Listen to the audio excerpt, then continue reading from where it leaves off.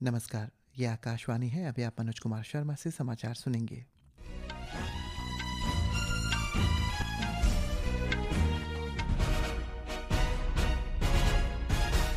पहले मुख्य समाचार। प्रधानमंत्री आज ब्राज़ील के राष्ट्रपति लुइस इनासियो लूला दा सिल्वा के साथ ब्रासिलिया में बातचीत करेंगे ताकि दोनों देशों के बीच आर्थिक संबंधों को बढ़ावा दिया जा सके। प्रधानमंत्री नरेंद्र मोदी ने ब्राज़ील की अपनी यात्रा के रियो चरण को उत्पादक बताया। उन्होंने कहा है कि विश्व नेताओं के साथ द्विपक्षीय बैठकें विभिन्न देशों के साथ भारत की मित्रता को मजबूत करेंगी। अरुणाचल प्रदेश के राज्यपाल lieutenant general retired K T Patnaik ने आज पहली inter advance landing ground football tournament के भव्य समापन समारोह में भाग लिया। बिहार सरकार ने सरकारी नौकरियों में महिलाओं के लिए मौजूदा 35% कोटा के लिए अधिवास मानदंड की घोषणा की। राज्य के युवाओं के समग्र विकास के लिए युवा आयोग का गठन भी करेगी। आईएमडी ने अगले 4 दिनों के दौरान देश के उत्तरी पश्चिम और पश्चिमी तट पर भारी से बहुत भारी बारिश का अनुमान लगाया। टेक्सास में बाढ़ से मरने वालों की संख्या 100 के पार हो गई है। दर्जनों लोग अभी भी लापता है। खोज और बचाव अभियान जारी। और तीरंदाजी विश्व कप का चौथा चरण आज स्पेन में शुरू हुआ। दीपिका कुमारी और ज्योति सुरेखा भारत के अभियान की अगुवाई करेंगी। अब समाचार विस्तार से। प्रधानमंत्री नरेंद्र मोदी आज ब्रासिलिया में ब्राज़ील के राष्ट्रपति लुइस इनासियो लूला दा सिल्वा से बातचीत करेंगे। Shri Modi Rio de Janeiro में 17वें ब्रिक्स शिखर सम्मेलन में भाग लेने के बाद कल रात राजकीय यात्रा पर ब्रासिलिया पहुंचे। ब्राज़ील की राजधानी पहुंचने पर प्रधानमंत्री का भारतीय प्रवासियों द्वारा गर्मजोशी से स्वागत किया गया। इस भव्य से अभिभूत प्रधानमंत्री मोदी ने यादगार स्वागत बताया और प्रवासियों की अपनी जड़ों से जुड़े रहने के लिए प्रशंसा की। प्रधानमंत्री ने कहा है कि उनकी ब्राज़ील यात्रा का रियो चरण बहुत ही उत्पादक रहा है। सोशल मीडिया पोस्ट में श्री मोदी ने कहा है कि ब्रिक्स शिखर सम्मेलन में उन्होंने व्यापक विचार विमर्श किया है। उन्होंने इस मंच को और भी अधिक प्रभावी बनाने के लिए ब्राज़ील के राष्ट्रपति और ब्राज़ील सरकार द्वारा अपने ब्रिक्स प्रेसिडेंसी के माध्यम से किए गए कार्यों की सराहना की। उन्होंने कहा है कि वैश्विक नेताओं के साथ उनकी द्विपक्षीय बैठक विभिन्न देशों के साथ भारत की मित्रता को भी बढ़ावा देंगी। ब्राज़ील में भारत के राजदूत दिनेश भाटिया ने कहा है कि दोनों देशों के बीच 4 समझौतों पर हस्ताक्षर होने की उम्मीद है। 5 देशों की अपनी यात्रा के अंतिम चरण में प्रधानमंत्री नरेंद्र मोदी कल नामीबिया के राष्ट्रपति नेटुम्बो नंदी नदेतुआ के निमंत्रण पर नामीबिया के विंडहॉक पहुंचेंगे। ये प्रधानमंत्री मोदी की नामीबिया की पहली यात्रा होगी और भारत से नामीबिया की तीसरी प्रधानमंत्री यात्रा होगी। ये यात्रा 27 वर्षों के अंतराल के बाद हो रही है। अपनी यात्रा के दौरान प्रधानमंत्री नामीबिया के राष्ट्रपति के साथ द्विपक्षीय वार्ता करेंगे। श्री मोदी नामीबिया के संसद में भाषण भी देंगे। वित्त मंत्री निर्मला सीतारमण ने कहा है कि समावेशी बहुपक्षवाद को आगे बढ़ाने के लिए ब्रिक्स एक महत्वपूर्ण मंच है, खासकर तब जब वैश्विक संस्थाएं संकट का सामना कर रही है। कल रियो डी जनेरो में ब्रिक्स वित्त मंत्रियों और केंद्रीय बैंक गवर्नरों की बैठक को संबोधित करते हुए उन्होंने मजबूत घरेलू मांग, विवेकपूर्ण व्यापार, आर्थिक प्रबंधन और लक्षित राजकोषीय उपायों के संयोजन के माध्यम से भारत के प्रदर्शित लचीलेपन पर प्रकाश डाला। अपने रूसी समकक्ष एंटोन सिलुवानोव के साथ एक अलग बैठक में वित्त मंत्री ने विशेष रूप से वित्त क्षेत्र में द्विपक्षीय सहयोग के मुद्दों के साथ साथ न्यू डेवलपमेंट बैंक के संबंधित मामलों पर भी चर्चा की। उन्होंने अपने चीनी समकक्ष लेन फोवान से भी मुलाकात की और इस बात पर जोर दिया है कि भारत और चीन दुनिया की 2 सबसे बड़ी और सबसे तेजी से बढ़ती अर्थव्यवस्थाओं के रूप में समावेशी वैश्विक विकास और नवाचार को आगे बढ़ाने के लिए विशिष्ट रूप से स्थित है। पेट्रोलियम एवं प्राकृतिक गैस मंत्री हरदीप सिंह पुरी ने कहा है कि भारत अपनी ऊर्जा क्षमताओं को उन्नत करने और विस्तार देने के लिए नॉर्वे में विभिन्न परियोजनाओं की खोज कर रहा है। उन्होंने नॉर्वे के बर्गन में नॉर्दर्न लाइट्स CO2 टर्मिनल का दौरा किया और हाइड्रोकार्बन अन्वेषण के पूरे दायरे, विशेष रूप से नॉर्वे के ऊर्जा पेशेवरों द्वारा गहरे समुद्र में अन्वेषण को कवर करने वाली प्रौद्योगिकियों पर चर्चा की।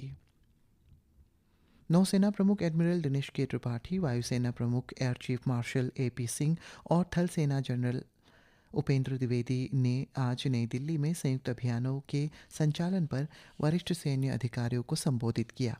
इस कार्यक्रम के दौरान तीनों सेना प्रमुखों ने तीनों सेनाओं के बीच तालमेल के प्रति अपनी प्रतिबद्धता दोहराई।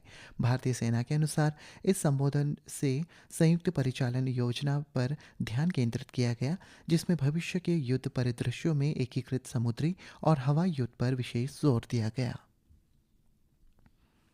अरुणाचल प्रदेश के राज्यपाल lieutenant general retired K T. Patnaik ने आज पापुम-पारे स्थित golden jubilee outdoor stadium Yupia में पहली inter advance landing ground football tournament के भव्य समापन समारोह में मुख्य अतिथि के रूप में भाग लिया। भारतीय वायुसेना की इस पहल की सराहना करते हुए राज्यपाल ने कहा कि यह टूर्नामेंट एक खेल प्रतियोगिता से कहीं बढ़कर है। ये राज्य भर में एडवांस लैंडिंग ग्राउंड के आसपास रहने वाले युवाओं के साथ सार्थक जुड़ाव का एक मंच प्रदान करता है।